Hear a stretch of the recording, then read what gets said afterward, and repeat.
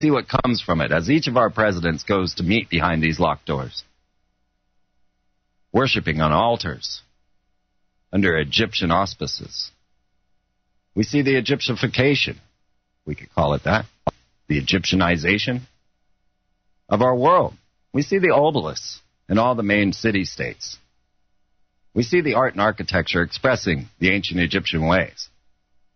I have many, many pictures and photography that have to do with this very topic. If you go over to freemantv.com, click on the photography section and have a wild ride. I've been collecting this data for years, ever since I started this show. And I have some images to show you that should astound you. Should make you wonder what planet I was on when I was taking those photos. Pyramids, obelisks, wing discs, and more. We take this to another level and we can put it right into corporate America and the corporate world, and we see all of the signs and symbols, same signs and symbols, passed around inside of these secret lodges, out there displayed on our corporations. Do you understand? Can you see that this agenda is far larger and more mysterious than we had ever assumed? Now we start to take this to a new level. We start to understand the programming. We see the rest of the masses program. As I say, we should be frightened as each person goes out to see the next Disney film, as they read their next comic book. Because we should know there's a hidden hand behind there, programming the belief systems into these people. We can turn that around. We can look at it the other way. You should not be afraid to go into these movies. You should not be afraid to open up your comic books or your video games and understand the programming going on. You'll be astounded, especially if you're somewhat aware of the blatancy, of the very obvious nature that they are programming. The Princess Warrior programming is one that we'll discuss tonight as well. The idea of the little girls being programmed into getting all their bling and their little cell phones, their gummy cell phones, and turned into little princesses. Meanwhile, the boys are engineered to war, constantly running around in Clone War T-shirts. This Princess Warrior programming is what keeps the military-industrial complex running, keeps us all in strife, and keeps us all disillusioned. Because we've lost sight of humanity. We no longer see the true face of humanity. We see the humanity that's being programmed into us. This is not the truth. Lady Gaga is not the height of our social structure. All of it is an illusion. And it's all there to convince you that you are vile and that you don't deserve to exist. This goes right along with the whole campaign of environmental protection, teaching the poor little children that they have one planet and look what they've done to it, as if any of this was any of their fault. But yet they're shouldering that guilt, carrying it along with them, and then this will be later used against them. And as we see what the programming is, as we see the people consistently being programmed towards one agenda or another, then we can know how to react, because it's our reaction that's critical. And they are setting up the reaction. They are conditioning us to see things in a certain way and then react to them. And once we understand these methods, our reactions will change. And in that, the entire world will change. You see, because the universe is mental. Everything that we have and we see all around us all the time is nothing but a projection from our mind.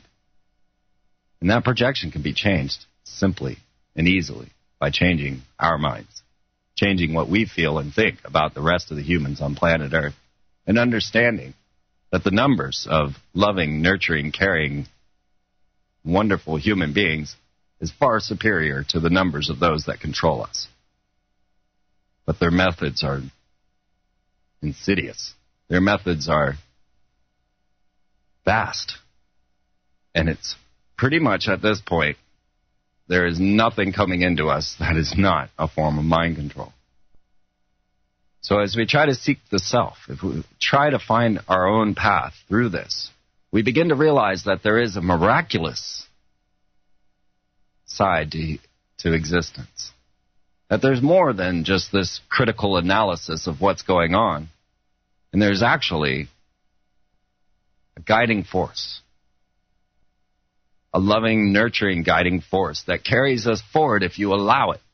If you open yourself to the synchronistic path, if you find your way through the mind control, free yourself, liberate yourself from the concepts of contracts and money, and find your path into the true divine self, yourself, then we can find our way out of this. This comes by feeling the beauty of others, by seeing the beauty in others, by trying to heighten others' emotional states and raise our own as well. This is the path that we can take to escape this. There's nothing wrong with learning what's going on. It's everything wrong if we have violent, angry reactions to it all. There's no need to be frightened. Life is, and it's going the way it's going.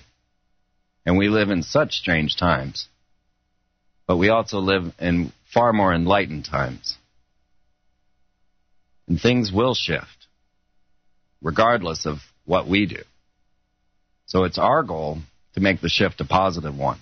And that's why you're here now, I know. So the answer lies very simply in what's right before you. You can do really very little else. Yeah, you might be able to make a splash on the internet. You might be able to get a particular story heard. You might be able to find your way to a city council meeting. But that's not where our fight lies. So we're not in a fight.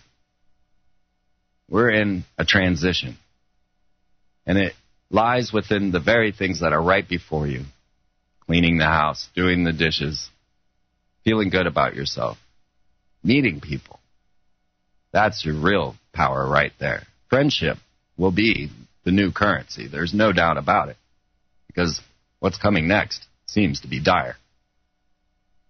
So if we don't find one another, and if we can't socialize with one another, and if we allow them to keep us isolated, believing others are evil, then we're lost. We can find this way, and it's very simple. Just start being a friend. Be a friend to others. Start to check the emotional anger that you have. Remember what it was like when you first got into a car and it was exciting, as opposed to how you might feel now as you're waiting in traffic angry. Try to bring yourself back to that childlike wonder with life, and we will fulfill that in the real world. The real world. There's nothing real about it. It's simply a projection of our mental state.